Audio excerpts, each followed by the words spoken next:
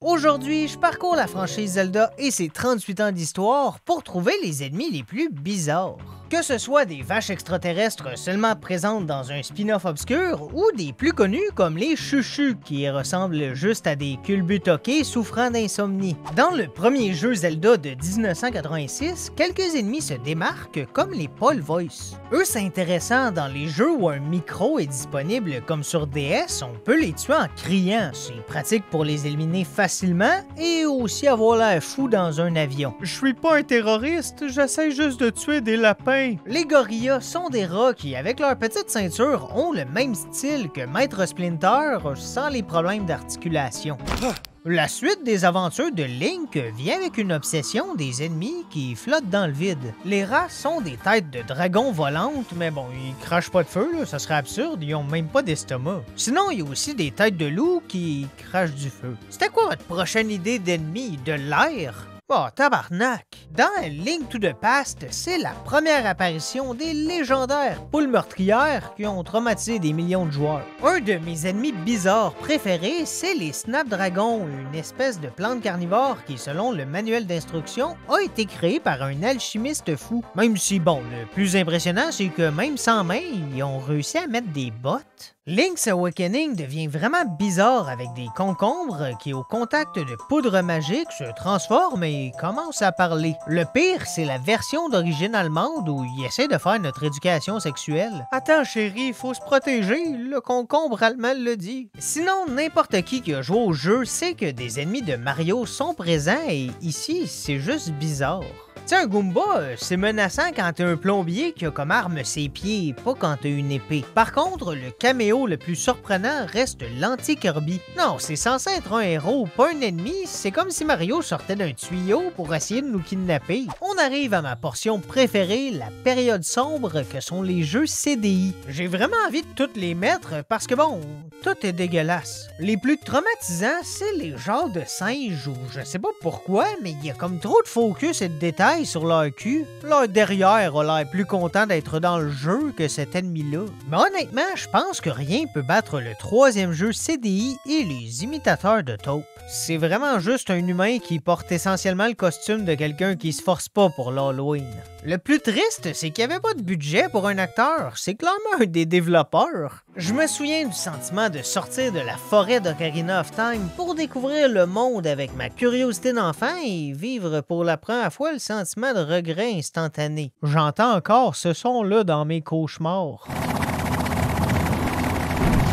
Les pestes mojo sont un autre cas qui m'ont vraiment terrorisé quand j'étais jeune. À l'automne, pendant que les autres enfants voulaient sauter dans un tas de feuilles, moi je tenais le râteau comme arme. Si les mojo babas sont des classiques, ceux atrophiés me font rire et ils font tellement pitié avec leur torticolis. Majora's Mask a une énorme variété d'ennemis bizarres et même si c'est considéré le jeu le plus sombre de la franchise, ça ne l'empêche pas d'avoir des petits papillons. Bon, c'est compensé par ces chuchus-là qui sont la preuve vivante que c'est pas tout le monde qui est plus beau avec des dents. Les gorilles ont juste l'air d'une évolution Pokémon des larves Gomma d'Ocarina. C'est dur de pas parler des fantômes, aussi surnommés eux des extraterrestres qui attaquent un ranch pour voler des vaches. Je sais pas ils viennent de quelle planète, mais il me semble que c'est un peu loin pour vouloir un verre de lait. De toute façon, on va reparler d'eux un peu plus tard. Mais mes préférés, c'est les Négirons. Ils ont tellement l'air fatigués. Avec les cernes et la position fétale, on dirait qu'il est pas capable de dormir parce qu'il a vu son grand-père nu. Moi, quand c'est arrivé, j'avais pas dormi pendant 3 jours et j'imagine que c'est pareil pour tout le monde qui était présent ce jour-là au glissade d'eau. Les deux jeux des oracles ont sensiblement les mêmes ennemis, les plus marquants étant encore une fois ceux de Mario comme les Pocky et les Thwomp. Mais mon exclusivité préférée, c'est les Kandokan.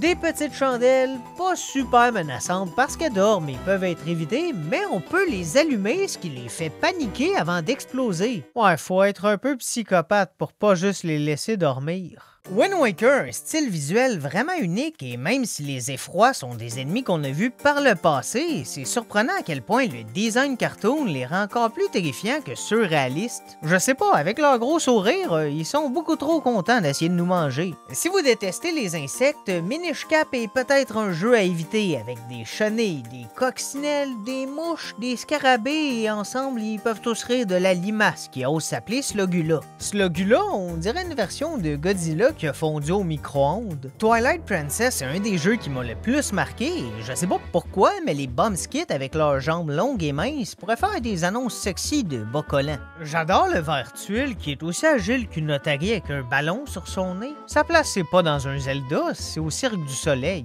Sinon, en cherchant un peu, il y a un ennemi supprimé qui s'est quand même rendu dans le code du jeu et il s'appelle le Golem Goron. Ça, c'est vraiment juste un tas de gorons qui ont trop écouté Transformers. Entre 2007 et 2009, on a eu des spin-offs mettant en vedette Tingle, un monsieur de 35 ans qui pense être une fée. Ouais, il y a des ennemis bizarres. Dans le premier jeu, il y a des cochons sans yeux, mais avec un nez énorme, parce que si j'étais un cochon, c'est ça que j'aimerais pouvoir vraiment beaucoup me sentir.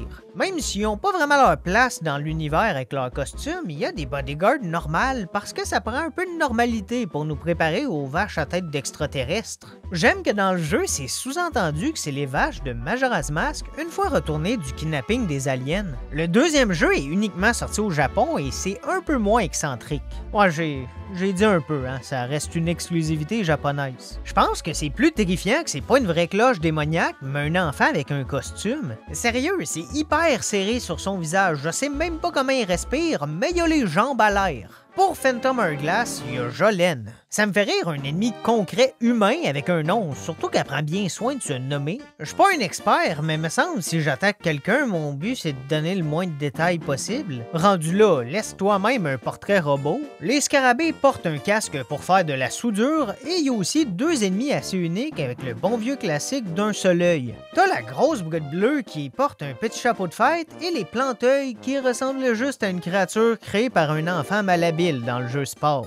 Dans la même veine des jeux sur DS, on a Spirit Track et comme c'est basé sur les trains, on peut pas passer sous silence les chronomachines des trains victimes d'une malédiction. Point de vue animaux, j'aime l'équivalent de Dumbo. Sans oublier les Moinks, des cochons qui doivent vraiment rendre ceux qui veulent leur lait confus. De retour à la 3D avec Skyward Sword, on a les Ténépiutes que quand je regarde vraiment vite, je pense juste à un hot dog. Les Remlits, eux, sont tout mignons le jour, mais le soir deviennent des monstres agressifs. En fait, c'est des gremlins. Arrêtez de leur donner du poulet. Technoblin, on dirait un personnage débloquable à Mario Tennis. C'est un peu pathétique le voir dans son petit chandail nombril. Il a l'air d'un monsieur dans le déni qui a pris 50 livres. Il me semble que si j'étais un scorpion, ça me ferait chier avoir un seul œil directement aligné avec mon dard. Ça me surprendrait pas que leur plus gros stress dans la vie, c'est de se piquer dans l'œil et devenir aveugle. Finalement, les moblins sont des classiques, mais c'est la première fois qu'ils ont deux porte-clés sur les mamelons. Pour la suite spirituelle de A Link to the Past, on a des ennemis assez similaires, mais les Taros se démarquent avec leur petit costume de lutteur.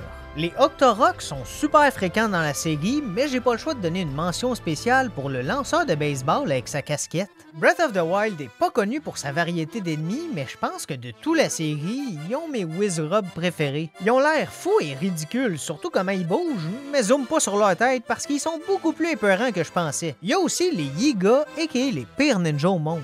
Non, tu mérites pas le titre de ninja si toute ta concentration est détruite par une banane. Pour Tears of the Kingdom, c'est similaire, mais on a Livermean, un monstre qui fait semblant d'être un arbre ordinaire. Le gros problème, c'est qu'ils ont pas compris qu'un arbre bouge pas. Je veux dire, même s'il y en a 10, je suis pas berné, tu marches! Sérieux, ils sont aussi bons pour jouer un arbre que moi à 6 ans dans la pièce de théâtre où mon propre grand-père m'avait hué. C'est nul!